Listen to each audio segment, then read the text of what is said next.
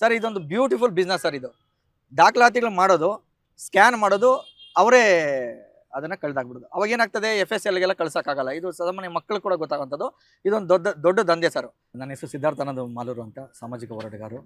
ಇವತ್ತೇನು ಮಾಲೂರು ನಗರ ಗ್ರಾಮದ survey number 112 ಅದರಲ್ಲಿ ಸಬ್ ನಂಬರ್ 563ಕ್ಕೆ ಬೋಗಸ್ ದಾಖಲಾತಿಗಳನ್ನು ಸೃಷ್ಟಿ ಮಾಡಿ ಸರ್ಕಾರಕ್ಕೆ ವಂಚಿಸಿ ಒಂದು ಖಾತೆಯನ್ನು ಮಾಡ್ಕೊಂಡಿರ್ತಾರೆ. ಆ ಖಾತೆಯನ್ನು ಅವರು ಆಧರಿಸಿ ಯಾರೋ ಒಬ್ಬರಿಗೆ ಬೇರೆಯವರಿಗೆ ಮಾರಾಟ ಮಾಡ್ತಾರೆ. ಆ ಮಾರಾಟ ಮಾಡಿದಾಗ ತಹಶೀಲ್ದಾರ್ ಹತ್ರ ಮತ್ತೆ ಖಾತೆಗೆ ಬಂದಾಗ ಅಲ್ಲಿ ನಾವು RRT ಕೇಸಲ್ಲಿ ಕೂಡ ಅಬ್ಜೆಕ್ಷನ್ ಕೊಟ್ಟಿರ್ತೀವಿ.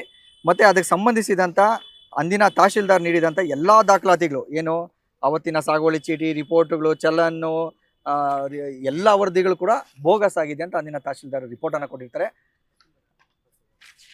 ಅವತ್ತು ಇದಂಥ ತಹಶೀಲ್ದಾರ್ 2015ರಲ್ಲಿ ಅಂದಿನ ಆದೇಶ, ಆ ವರದಿ ಮೇಲೆ ಅಂದಿನ AC ಇದ್ದಂಥ ಭರತ್ಲಾಲ್ ಮೀನಾ ಅವರು ಆ ಜಮೀನನ್ನು, ಆ ಖಾತೆನ ವಜಾ ಮಾಡಿ ಅದನ್ನು ಸರ್ಕಾರಿ ಎಂದು ಪಡ್ಕೊಳ್ಳಿ ಅಂತ ಹೇಳ್ತಾರೆ. ಅದಾದ ಮೇಲೆ ಸರ್ಕಾರ ಅದನ್ನು ಪಡ್ಕೊಳ್ತದೆ.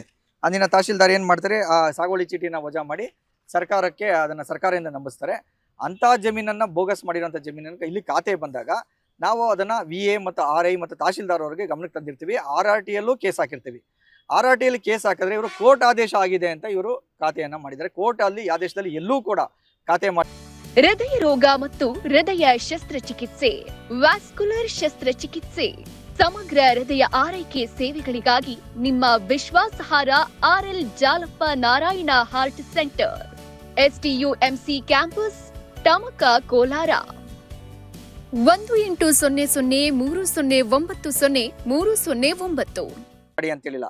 ಅದಕ್ಕೆ ಸಂಬಂಧಿಸಿಲ್ದಿರುವಂಥ ಯಾರೋ ಒಬ್ಬರು ಕೋರ್ಟ್ ಕೇಸ್ ಹೋದಾಗ ಮಾತ್ರ ಅದನ್ನು ವಜಾ ಮಾಡಿದ್ದಾರೆ, ಬಿಟ್ಟರೆ ಎಲ್ಲೂ ಖಾತೆ ಮಾಡಿ ಅಂತೇಳಿಲ್ಲ. ಅದಕ್ಕಿಂತ ಹೆಚ್ಚಾಗಿ RI ಅವರು, ಕಸಬಾ RI ಅವರು, ರಾಜಸ್ವ ನಿರೀಕ್ಷಕರು ಒಂದು ರಿಪೋರ್ಟ್ ಹಾಕಿದ್ದಾರೆ. ಹೌದು, ಇದು ಬೋಗಸ್ ಆಗಿದೆ, ಸಾಗುವಳಿ ಚೀಟಿಯನ್ನು ಕೂಡ ರದ್ದು ಮಾಡಿದ್ದಾರೆ ಅನ್ನೋದು ವರದಿ ಕೊಟ್ಟರು ಕೂಡ. RI ವರದಿ ಕೊಟ್ಟಿದ್ದಾರೆ, ನಾನು ಖಾಸಗಿ ದೂರು ಕೊಟ್ಟಿದ್ದೀನಿ, RRT ಕೇಸ್ ಇದೆ, VA ವರದಿ ಕೊಟ್ಟಿದ್ದಾರೆ. ಇಷ್ಟೆಲ್ಲ ದಾಖಲಾತಿಗಳಿದ್ರು ಕೂಡ ವಿವೇಚನಾ ಪೂರ್ವಕವಾಗಿ ಮಾಹಿತಿ ಇದ್ದುಕೊಂಡೇ ತಹಶೀಲ್ದಾರು ಖಾತೆ ಮಾಡಿದ್ದಾರೆ. ಅದಕ್ಕಾಗಿ ನಾವು ಈಗ ಏನು ಹೇಳ್ತಾರೆ, BNS 201 ಅಂದರೆ ಸೇವಕನು ಯಾರಿಗಾದರೂ ಅನ್ಯಾಯ ಮಾಡೋ ಉದ್ದೇಶದಿಂದ ತಪ್ಪು ದಾಖಲೆ ಸೃಷ್ಟಿಸಿದರೆ ಅಥವಾ ಸಿದ್ಧಪಡಿಸಿದರೆ ಈ ಸೆಕ್ಷನ್ ಅನ್ವಯ ಆಗ್ತದೆ. BNS 198 ಕಾನೂನು ಪ್ರಕಾರ ಅನುಸರಿಸಬೇಕಾದ ಕ್ರಮಗಳನ್ನು ಉದ್ದೇಶಪೂರ್ವಕವಾಗಿ ಉಲ್ಲಂಘಿಸಿ ಖಾತೆ ಮಾಡಿದರೆ ಈ ಸೆಕ್ಷನ್ ಅನ್ವಯಿಸ್ತದೆ. BNS ಸೆಕ್ಷನ್ 336 ಕೋಟಾ ದಾಖಲಾತಿಗಳ ಬಳಕೆ ಅಥವಾ ಬೋಗಸ್ ದಾಖಲಾತಿಗಳನ್ನು ಆಧರಿಸಿ ಖಾತೆ ಮಾಡಿದರೆ ಈ ಸೆಕ್ಷನ್ ಅನ್ವಯ ಆಗ್ತದೆ. ಮತ್ತು 336 ಕೂಡ ಇದಕ್ಕೆ ಅನ್ವಯ ಆಗ್ತದೆ. 340 ಬೋಗಸ್ ದಾಖಲಾತಿಗಳನ್ನು ತಿಳಿದಿದ್ರು ಸಹ ನೈಜ ದಾಖಲೆಗಳಂತ ಪರಿಗಣಿಸಿ ಅದು ಖಾತೆ ಮಾಡಿದ್ರೆ. ಈಗ ಪೊಲೀಸ್ ಸ್ಟೇಷನ್ ಇದೆ ಸರ್, ನಾವು ಯಾವುದೋ ಒಂದು ಬೋಗಸ್ ಖಾತೆ ಮಾಡ್ಕೊಂಡು ಹೋದರೆ ಅಥವಾ ತಾಲೂಕು ಆಫೀಸ್ ಖಾತೆ ಮಾಡ್ಕೊಂಡ್ರೆ ಅವ್ರು ಖಾತೆ ಮಾಡ್ತಾರಾ? ಇದು ಪೊಲೀಸ್ ಸ್ಟೇಷನ್ ಜಾಗ, ಇದು ತಾಲೂಕು ಆಫೀಸ್ ಜಾಗ ಅಂತೇಳಿ ಖಾತೆನ ವಜಾ ಮಾಡ್ತಾರೆ. ಇವೆಲ್ಲ ಮಾಹಿತಿ ಇದ್ರೂ ಕೂಡ RI ಮಾಹಿತಿ ಕೊಟ್ಟರು ಕೂಡ ಇದನ್ನು ಏಕೈಕ ಕಾರಣ ಹಣ ಪಡ್ಕೊಂಡು ಅವರು ಖಾತೆ ಮಾಡಿದ್ದಾರೆ ಅನ್ನೋದು ನಮ್ಮ ಆರೋಪ. ಸೂಕ್ತ ತನಿಖೆ ಆಗಬೇಕು. ಇದರಲ್ಲಿ ಇನ್ಯಾವ್ಯಾವ BNS ಅಡಿ ಕಾಯ್ದೆಗಳು ಬರ್ತವೆ ಅದನ್ನು ದೂರು ದಾಖಲಿಸಿ, ಇಮಿಡಿಯೇಟ್ಲಿ ದೂರು ದಾಖಲಿಸಬೇಕಂತ ಹೇಳಿದ್ವಿ. ಸಮಯ ಕೇಳಿದ್ದಾರೆ ಪೊಲೀಸರು. ನಾವು ದಾಖಲಾತಿಗೆ ಪರಿಶೀಲಿಸಿ 100% FIR ಮಾಡ್ತೀವಿ, ಕಾನೂನು ರೀತಿಯ ಕ್ರಮ ತಗೊಳ್ತೀವಿ ಅಂತ. ಆಗೇನಾದರೂ ಕೊಟ್ಟಂಥ ಸಮಯದಲ್ಲಿ FIR ಮಾಡಿದ್ರೆ ನಾವು ಇಲ್ಲೇ ಟೆಂಟ್ ಹಾಕೊಂಡು ಹೋರಾಟ ಮಾಡ್ತೀವಿ ಅಂತ ಹೇಳ್ತೀವಿ. ಅರುಣ್ ಕುಮಾರ್ ಅವರು RI. ಸರ್, ಬೇರೆ ಬೇರೆ ವಿಚಾರಗಳಲ್ಲಿ, ತೊನ್ನಳ್ಳಿ ವಿಚಾರದಲ್ಲಿ ನಾನು ಕೂಡ 1 ವರ್ಷದಿಂದ ಅದನ್ನು ಮಾತಾಡಿದ್ದೆ.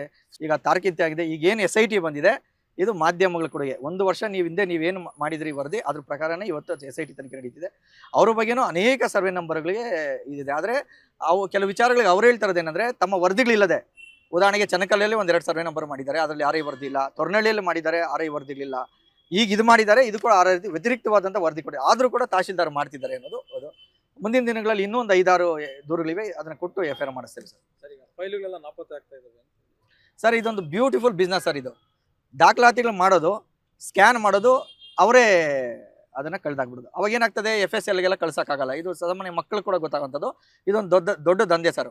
ಮಾಲೂರಲ್ಲಿ 2018ರಿಂದ ಇವತ್ತವರೆಗೂ ಹುಡುಕಿದ್ರೆ ಒಂದು 2,000 ಎಕರೆಗೆ ಖಾತೆಗಳು ಸಿಗ್ತವೆ. ದಯವಿಟ್ಟು ಮಾಧ್ಯಮನೇ, ಒಕ್ಕೂಟದಲ್ಲಾಗದ ನೇಮಕಾತಿ ಹಗರಣನೂ ನೀವೇ ಹೊರಗಡೆ ತಂದು, ಮಾಧ್ಯಮದಿಂದ ಹೊರಗಡೆ ಬಂದಿದ್ದು, ಎಲ್ಲ ಮಾಧ್ಯಮಗಳು ಸಹಕರಿಸಿದ್ದಕ್ಕೆ ಅವತ್ತು ಹೊರಗಡೆ ಬಂದಿದ್ದು. ಇದನ್ನು ನೀವು ನಿರಂತರವಾಗಿ ವರದಿ ಮಾಡಬೇಕು. ಇದನ್ನು ಫೋಕಸ್ ಮಾಡಿದ್ರೇ CM ಗೊತ್ತಾಗೋದು, CM ಗೊತ್ತಾಗಬೇಕು, ಕಂದಾಯ ಸಚಿವರು ಗೊತ್ತಾಗಬೇಕು. ಕಂದಾಯ ಸಚಿವರು ಹಿಂದೆ ಇದ್ದವರು ತುಂಬ ದೊಡ್ಡ ಮಾತುಗಳು ಮಾತಾಡಿದ್ದಾರೆ. ಅವ್ರ ಗಮನಕ್ಕೆ ತಗೊಂಬಂದು ಈ ಅಧಿಕಾರಿಗಳನ್ನೆಲ್ಲ ಅಮಾನತಿನಲ್ಲಿಟ್ಟು ವಿಶೇಷವಾದ ಅಧಿಕಾರಿಗಳನ್ನ ನೇಮಕ ಮಾಡಿ 2018ರಿಂದ ಇವತ್ತಿನವರೆಗೆ 2020 ಆಗಿರೋ ಹೊಸ ಖಾತೆಗಳ ಬಗ್ಗೆ ಒಂದು ತನಿಖೆ ಮಾಡಿದ್ರೆ ಡೆಫಿನೆಟ್ಲಿ ಎಲ್ಲರೂ ಸೇರ್ಕೊಂತಾರೆ.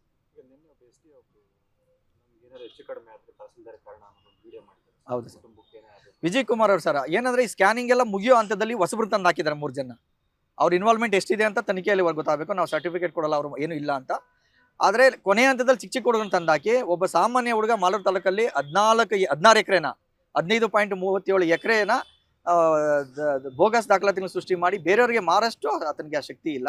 ಇದೆಲ್ಲ ಮಾಡಿರೋದ್ರಿಂದ ರಾಜಕಾರಣಿಗಳಿದ್ದಾರೆ. ಸಿಟ್ಟಿಂಗ್ MLA ಇರ್ಬೋದು, ತಹಶೀಲ್ದಾರ್ ಇರ್ಬೋದು, ಅವ್ರ ಮಕ್ಕಳು ಇರ್ಬೋದು, ನಂದಿನಿ ಪ್ರವೀಣ್ ಇರ್ಬೋದು, ಹರೀಶ್ ಇರ್ಬೋದು, ಹಂಗೆಲ್ಲ ಇದ್ದಾರೆ. ತನಿಖೆ ಮಾಡಿದ್ರೆ ಅದೆಲ್ಲ ಹೊರಗಡೆ ಬರ್ತದೆ. ದಯವಿಟ್ಟು ತನಿಖೆ ಆಗಲಿ, ತಪ್ಪಿತಸ್ಥರಿಗೆ ಶಿಕ್ಷೆ ಆಗಲಿ. ಸ್ಪೆಷಲಿ ಇಷ್ಟೆಲ್ಲ ಡಾಕ್ಯುಮೆಂಟ್ಸ್ ಇದ್ದೂ ಇದಕ್ಕೆ ಶಿಕ್ಷೆ ಆಗಲೇಬೇಕು ಅಂತ ನಾನು ಪೊಲೀಸ್ ಇಲಾಖೆನ ಒತ್ತಾಯಿಸ್ತೇನೆ ಸರ್.